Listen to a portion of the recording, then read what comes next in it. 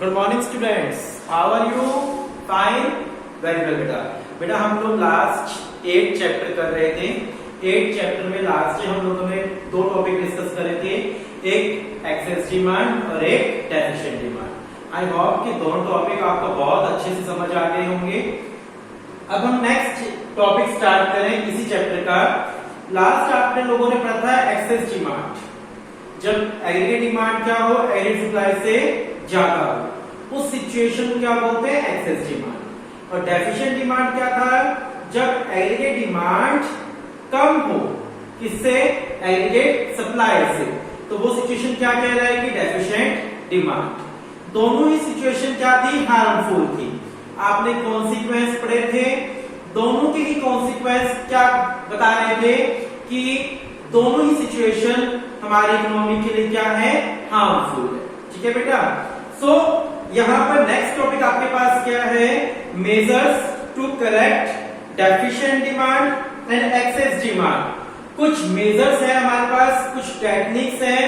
किस चीज की टेक्निक्स है, एक्सेस डिमांड या फिर डेफिशिएंट डिमांड को रिमूव करने की टेक्निक्स, जिसको मेजरमेंट बोला गया है यहाँ पर। So we have to measurement to correct excess demand और deficient demand. We have two measure. First measure is fiscal policy and second measure is monetary policy. Fiscal policy and monetary policy. हो सकता है आपने इन दोनों policy के बारे में कहीं कुछ सुना हो, ठीक है, कुछ आपको ध्यान भी होगा, सुना भी होगा आपने इन पॉलिसी के बारे में, fiscal policy and monetary policy. मैं थोड़ा सा आपको ब्रीफ में बताता हूँ, याद आ जाएगा, आप लोगों ने पढ़ा हुआ है। फिस्कल पॉलिसी कौन सी होती है, policy regarding, fiscal policy refer to policy regarding income and expenditure of government. Government की इनकम और एक्सपेंडिचर से रिगार्डिंग पॉलिसी क्या कहलाती है, फिस्कल पॉलिसी। गवर्नमेंट की इनकम और एक्सपेंडिचर से रिगार्डिंग पॉलिसी क्या कहलाती है, फिस्कल पॉलिसी। और मॉनेटरी पॉलिसी कौन सी होती है, जो गवर्नमेंट की मॉनेटरी मैटर से रिगार्डिंग होती है, यानी मनी की सप्लाई से रिगार्डिंग। मनी की सप्लाई से रिगार्डिंग जो पॉलिसी होती है उसको बोलते हैं मॉनेटरी पॉलिसी। कौन सी, मनी की सप्लाई से रिगार्डिंग जो पॉलिसी होती है उसको बोलते हैं मॉनेटरी पॉलिसी। और गवर्नमेंट की इनकम और एक्सपेंडिचर से रिगार्डिंग जो पॉलिसी होती है उसको क्या बोलते हैं, फिस्कल पॉलिसी। अभी हम लोग इन दोनों पॉलिसी को ब्रीफ में पढ़ेंगे, सॉरी डिटेल में पढ़ेंगे, और इनके कंपोनेंट्स भी हम लोग क्या करेंगे, डिस्कस करेंगे। देखिए फिस्कल पॉलिसी, फर्स्ट टॉपिक हम ले रहे हैं फिस्कल पॉलिसी। ध्यान समझेगा, ये इंपॉर्टेंट टॉपिक है, इसके कंपोनेंट इंपॉर्टेंट है, बोर्ड एग्जाम में इस कंपोनेंट के आने के चांस बहुत रहते हैं। Fiscal policy refers to revenue and expenditure policy of the government. Fiscal policy कौन सी होती है, गवर्नमेंट की रिवेन्यू और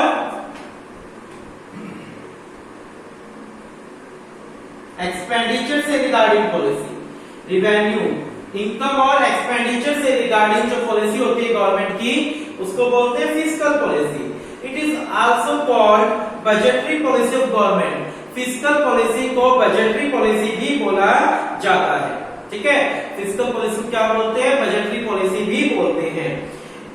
बजटरी पॉलिसी यानी फिस्कल पॉलिसी के मेन 2 ऑब्जेक्टिव्स होते हैं, economic stability and economic growth. Fiscal policy बनाने के 2 ऑब्जेक्टिव होते हैं हमारे, economic stability and economic growth. ये 2 ऑब्जेक्टिव्स को लेकर क्या बनाई जाती है, फिस्कल पॉलिसी। क्लियर यहां तक? अगेन मैं रिपीट कर रहा हूं पूरा टॉपिक। फिस्कल पॉलिसी क्या होती है, गवर्नमेंट की इनकम और एक्सपेंडिचर से रिगार्डिंग जो पॉलिसी होती है उसको बोलते हैं फिस्कल पॉलिसी। गवर्नमेंट की इनकम और एक्सपेंडिचर से रिगार्डिंग, रेवेन्यू एंड एक्सपेंडिचर से रिगार्डिंग जो पॉलिसी होती है उसको क्या बोलते हैं, फिस्कल पॉलिसी बोलते हैं। फिस्कल पॉलिसी को बजटरी पॉलिसी भी बोला जाता है। फिस्कल पॉलिसी को बजटरी पॉलिसी भी बोलते हैं। फिस्कल पॉलिसी बनाने के हमारे मेन 2 ऑब्जेक्टिव होते हैं, एक इकोनॉमिक स्टेबिलिटी और दूसरा इकोनॉमिक ग्रोथ। इन दोनों ऑब्जेक्टिव को ध्यान में रखते हुए गवर्नमेंट क्या बनाती है, फिस्कल पॉलिसी। नेक्स्ट हम पढ़ रहे हैं इसके कंपोनेंट्स। फिस्कल पॉलिसी के कंपोनेंट्स आप पढ़ेंगे। देखिए बेटा, हमारा नेक्स्ट इसी के आगे टॉपिक है components of fiscal policy. Fiscal policy के कंपोनेंट्स, फिस्कल पॉलिसी के कंपोनेंट्स, ठीक है। फिस्कल पॉलिसी का आप लोगों को मीनिंग क्लियर है, फिस्कल पॉलिसी क्यों बनाई जाती है वो क्लियर है। नेक्स्ट है कंपोनेंट्स ऑफ फिस्कल पॉलिसी, ठीक है। फिस्कल पॉलिसी बनाने के पीछे क्या ऑब्जेक्टिव था कि एक्सेस डिमांड हो या डेफिशिएंट डिमांड हो तो उसको कंट्रोल करना। हमारे पास फिस्कल पॉलिसी के 4 कंपोनेंट है, government expenditure, taxes, public borrowing and borrowing from RBI, ठीक है। Government expenditure, taxes, public borrowing, borrowing from RBI. सबसे पहला गवर्नमेंट एक्सपेंडिचर। गवर्नमेंट एक्सपेंडिचर बहुत ही सिंपल सा लॉजिक है यहाँ पर। अगर मार्केट में एक्सेस डिमांड है, डिमांड ज्यादा है, तो गवर्नमेंट एक्सपेंडिचर इंक्रीज करना चाहिए या डिक्रीज? सोच के देखना एक मिनट। मार्केट में ऑलरेडी डिमांड ज्यादा है, गवर्नमेंट एक्सेस डिमांड है ना, मैं बोल रहा हूं एक्सेस डिमांड है, मार्केट में पहले ही डिमांड ज्यादा है, गवर्नमेंट और डिमांड करना स्टार्ट करती है तो सिचुएशन और खराब होगी, ये समझ जाएगी और खराब हो जाएगी। सो अगर मार्केट में एक्सेस डिमांड है, मार्केट में क्या है, एक्सेस डिमांड है, तो गवर्नमेंट एक्सपेंडिचर कम कर देना चाहिए, गवर्नमेंट एक्सपेंडिचर कम करना चाहिए। मार्केट में अगर डेफिशिएंट डिमांड है, मार्केट में क्या अगर डेफिशिएंट डिमांड चल रही है तो गवर्नमेंट को एक्सपेंडिचर बढ़ा देना चाहिए, यानी गवर्नमेंट को डिमांड ज्यादा करनी चाहिए। आगे बात समझ।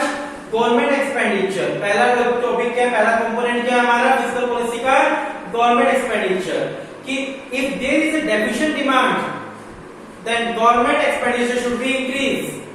If there is a excess demand, if there is a excess demand, government expenditure should be decreased, ठीक है।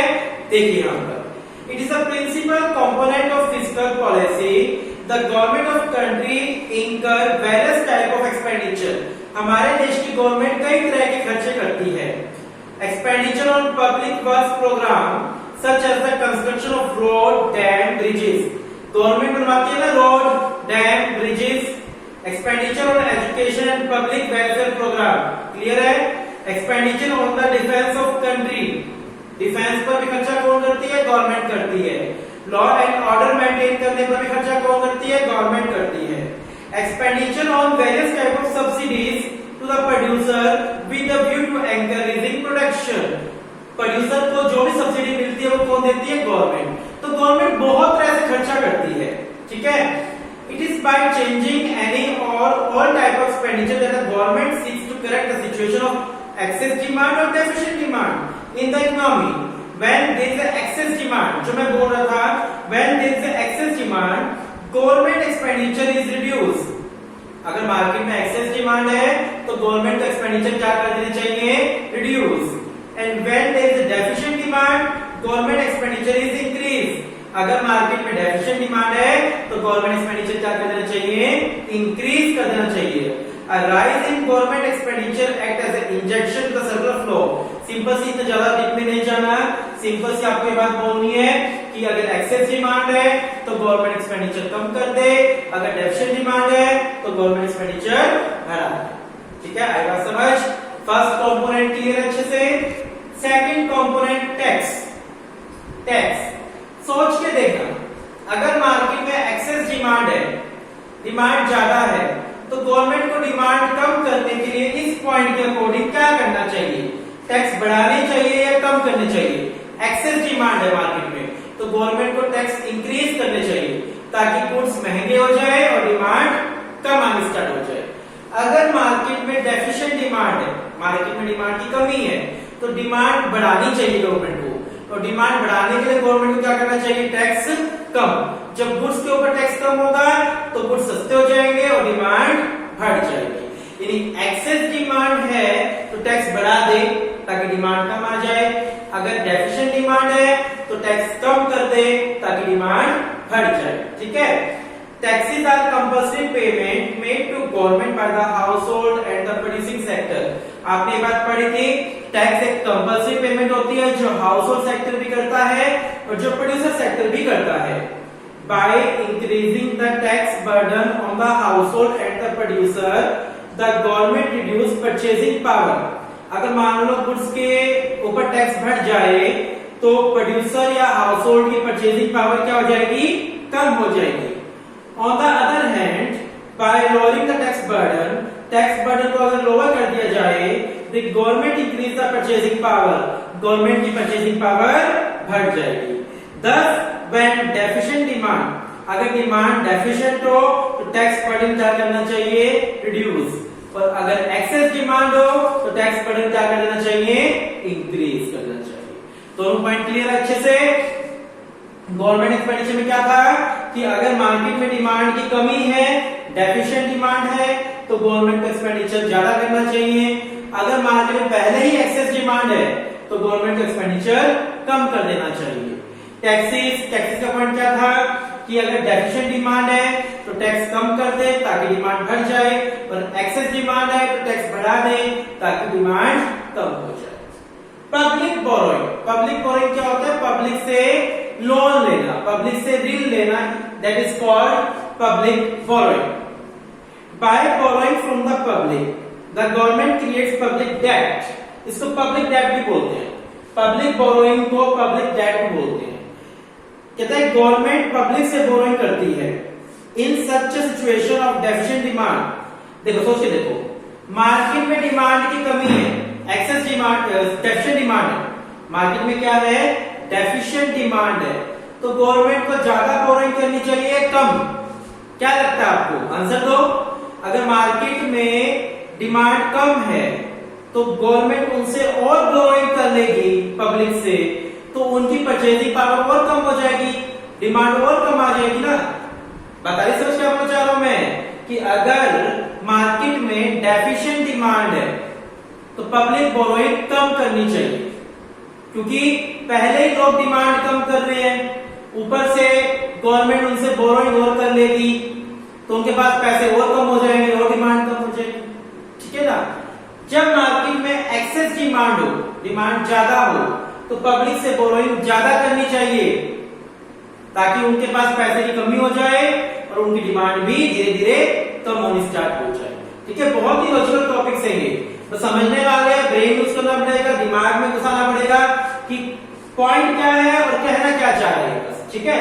पब्लिक बोरोइंग कहता है अगर डेफिशिएंट डिमांड है तो government reduce it's borrowing from the public, अगर डेफिशिएंट डिमांड है तो गवर्नमेंट को पब्लिक से बोरोइंग कम करनी चाहिए, so that people are left with greater liquidity and aggregate expenditure remain high, ताकि लोगों के पास पैसा रहे और वो डिमांड को करते रहे। इफ मार्केट में क्या है, एक्सेस डिमांड है, डिमांड ज्यादा है, लोगों के पास पैसे ज्यादा है, तो लोगों से बोरोइंग कर लेनी चाहिए ताकि उनके पास पैसे रिड्यूस हो जाए। पैसे रिड्यूस होंगे तो वो डिमांड भी क्या करेंगे, फिर अपने आप कम कर देंगे। पब्लिक बोरोइंग क्लियर अच्छे से। Last, borrowing from RBI. RBI से बोरोइंग कौन करती है, commercial bank, commercial bank borrowing करता है आरबीआई से। ये तीनों पॉइंट क्लियर अच्छे से। लास्ट फोर्थ पॉइंट है फिस्कल पॉलिसी का, बोरोइंग फ्रॉम आरबीआई। आरबीआई से बोरोइंग कौन करता है, बताइए। आरबीआई से बोरोइंग कौन करता है, कमर्शियल बैंक करते हैं ना। मार्केट में डेफिशिएंट डिमांड है, डिमांड की कमी है, तो कमर्शियल बैंक को बोरोइंग ज्यादा करनी चाहिए या कम, क्या लगता है लोगों को, सोच देखो। मार्केट में डिमांड की कमी है, लोगों के पास पैसे कम है, अगर उनके पास पैसे आ जाए तो वो डिमांड करना स्टार्ट कर देंगे, सो कमर्शियल बैंक को बोरोइंग ज्यादा करनी चाहिए। अगर मार्केट में डेफिशिएंट डिमांड है, डिमांड की कमी है, तो कमर्शियल बैंक को ज्यादा बोरोइंग करनी चाहिए आरबीआई से। कमर्शियल बैंक आरबीआई से ज्यादा देगा तो पब्लिक को भी ज्यादा देगा, और पब्लिक के पास पैसा आएगा तो पब्लिक डिमांड को इंक्रीज करेगी।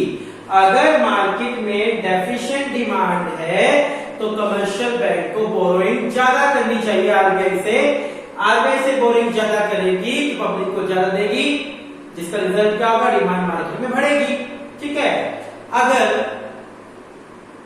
एक्सेस डिमांड है, मार्केट में क्या है, डिमांड ज्यादा है, लोगों के पास पैसे पहले ही ज्यादा है, उनको और दे दिया तो वो डिमांड करेंगे, सो हमें उन्हें पैसा नहीं देना। अगर मार्केट में एक्सेस डिमांड है तो पब्लिक से बोरोइंग कम करनी चाहिए, सॉरी आरबीआई से बोरोइंग कम करनी चाहिए। कमर्शियल बैंक को आरबीआई से बोरोइंग कम करनी चाहिए।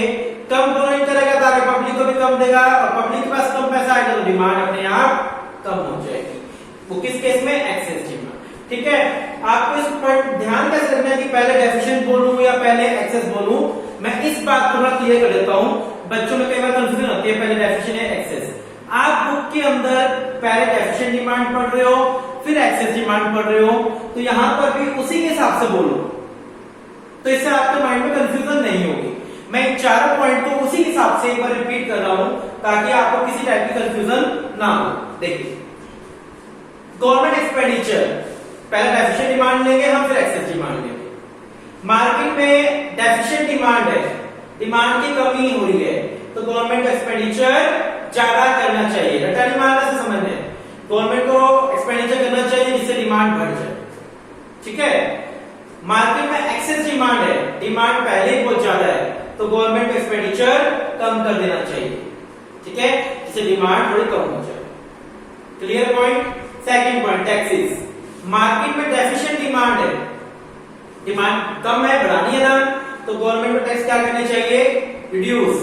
गवर्नमेंट गुड्स के ऊपर टैक्स कम कर देगी तो गुड्स सस्ते हो जाएंगे, लोग ज्यादा डिमांड कर लेंगे। अगर मार्केट में एक्सेस डिमांड है तो टैक्स बढ़ा देना चाहिए ताकि गुड्स महंगे हो जाए और गुड्स की डिमांड कम हो जाए। ठीक है, पब्लिक बोरोइंग, पब्लिक से बोरोइंग। अगर मार्केट में डेफिशिएंट डिमांड है, पहले ही डिमांड कम है, ऊपर से पब्लिक से बोरोइंग और कर ली जाए, उनका पैसा ले लिया जाए तो वो डिमांड कम आ जाएगी। सो अगर मार्केट में डेफिशिएंट डिमांड है तो पब्लिक बोरोइंग कम करनी चाहिए, और एक्सेस डिमांड है तो पब्लिक बोरोइंग ज्यादा करनी चाहिए। ठीक है, नेक्स्ट है बोरोइंग फ्रॉम आरबीआई। अगर डेफिशिएंट डिमांड है मार्केट के अंदर तो कमर्शियल बैंक को आरबीआई से ज्यादा बोरोइंग करनी चाहिए और ज्यादा पब्लिक को डिस्ट्रीब्यूट करे ताकि वो ज्यादा डिमांड करे। अगर मार्केट में एक्सेस डिमांड है, मार्केट में क्या है? एक्सेस डिमांड है, तो बोरोइंग कम कर देनी चाहिए। पब्लिक आरबीआई से बोरोइंग कम करेगी तो आगे कम देगी, तो मार्केट में डिमांड क्या आ जाएगी? कमी आ जाएगी। अच्छे से क्लियर है कंपोनेंट फिस्कल पॉलिसी के? फिस्कल पॉलिसी के 4 कंपोनेंट है, सेम एज इट इज आपके कुछ कंपोनेंट्स आप पढ़ोगे मॉनेटरी पॉलिसी के। आई होप मेरी एक्सपीरियंस के अकॉर्डिंग इन दोनों कंपोनेंट्स में से एक कंपोनेंट बोर्ड में आ ही जाता है, चाहे वो फिस्कल पॉलिसी का आए या फिर वो आपका मॉनेटरी का आए। 4 पॉइंट इसके 3 या 4 पॉइंट उसके होंगे, कुल मिलाकर आपके 7-8 पॉइंट है, तो इनमें से कुछ पॉइंट पूछ लिए जाते हैं। पर्टिकुलर 1 या 2 पॉइंट्स पूछ लेता है, या फिर ओनली फिस्कल पॉलिसी का टॉपिक पूछ लिया, या फिर ओनली मॉनेटरी पॉलिसी का टॉपिक पूछ लिया, लेकिन आने के चांस 100% रहते हैं इन दोनों टॉपिक में से। सो आपको बहुत ही ब्रेन या दिमाग से इसको पढ़ना है, समझना है और करना है। मुश्किल नहीं है, सब समझना है आपको, इसके अलावा कुछ भी इसके अंदर नहीं है। ठीक है बेटा, आज इतना करो, फिस्कल पॉलिसी कंपोनेंट समझो अच्छे से, कल मॉनेटरी का समझेंगे, देन ये चैप्टर भी आपका क्या हो जाएगा? कंप्लीट हो जाएगा, और इसके बाद हम लोग नेशनल इनकम करेंगे। देन हमारी ऑनलाइन क्लासेस के अंदर आपकी मैक्रो इकोनॉमिक्स पूरी हो जाएगी नेशनल इनकम के बाद। लेकिन नेशनल इनकम इतनी जल्दी नहीं होने वाला, वो कम से कम 20 डेज to 25 डेज देगा आपकी। क्लियर? ये पूरा जून आपका नेशनल इनकम रहेगा, मानकर चलो। Thank you, have a nice